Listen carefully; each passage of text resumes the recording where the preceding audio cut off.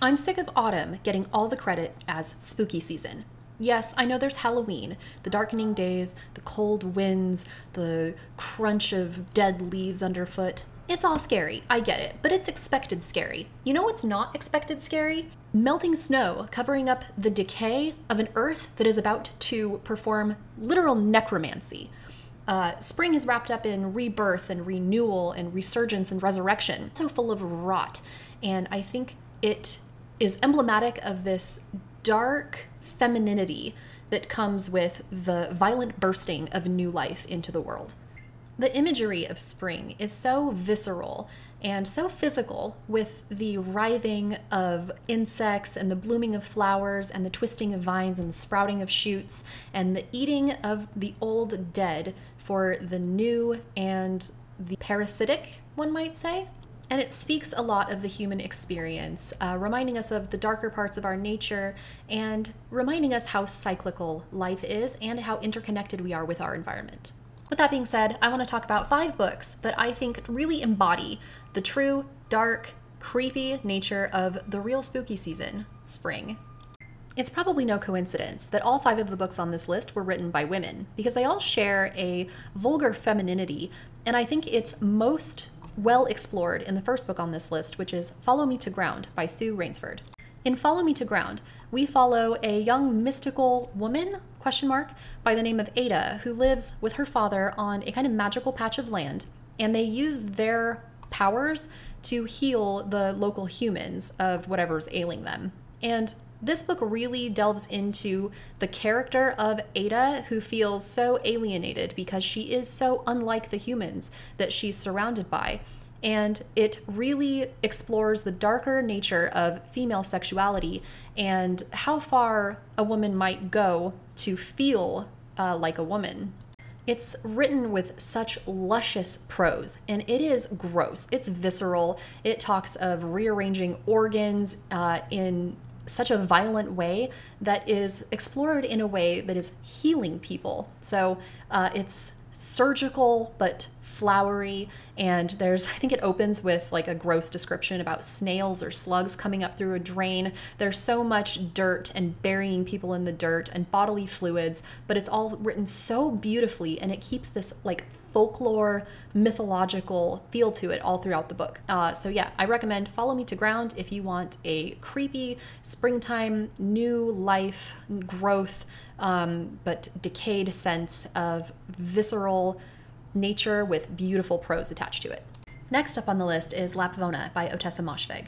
Lapona isn't specifically a springtime book, but something about the feel of it really screams spring horror to me.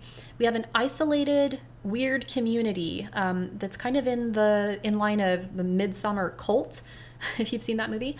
And something about like there's animals in it, there's like farming, a small farming village, and just weird degeneracy and dark sexuality just rampant throughout Lapona. It's a hard one to describe without going into spoilers, and even I would say like it's a genre kind of defying book. I don't think it's necessarily fantasy, but there are fantastical elements to it.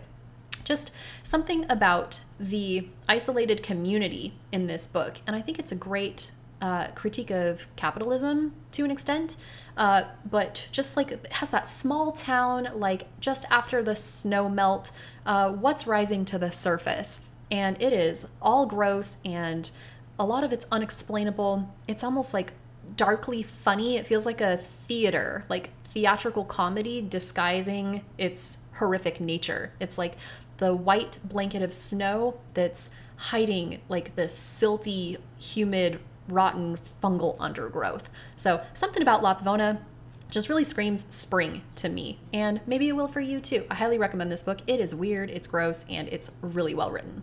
Following the theme of dark femininity, I have Comfort Me with Apples by Catherine Valente. This is another really short book, and it's the kind of book where the unsettling, uncanny feeling that you've had since the beginning gets kind of revealed in a new way at the end, to where you can look back at everything you've just read and see it in a completely new frame. And I love books like that.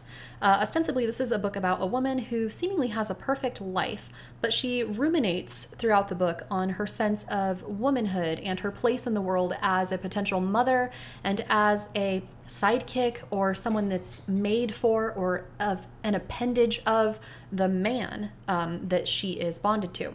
It's disturbing in a sinister, insidious kind of way, in that almost Stepford wifey way, where again everything seems perfect, but you know there's that dark undercurrent of something wrong beneath the surface. And when you find out what it is startling how much sense it makes and how much it can bring you to reflect on your own place in the world, especially as a woman or someone identifying as a woman might find this really enlightening, as how we see ourselves as parts of others or as owned by others. So, and it's also, again, like all the rest of the books on this list, it's really well written. The prose is great. I listened to the audiobook of this and I highly recommend it. It's really short and it might make you think about your place in the world in a new way.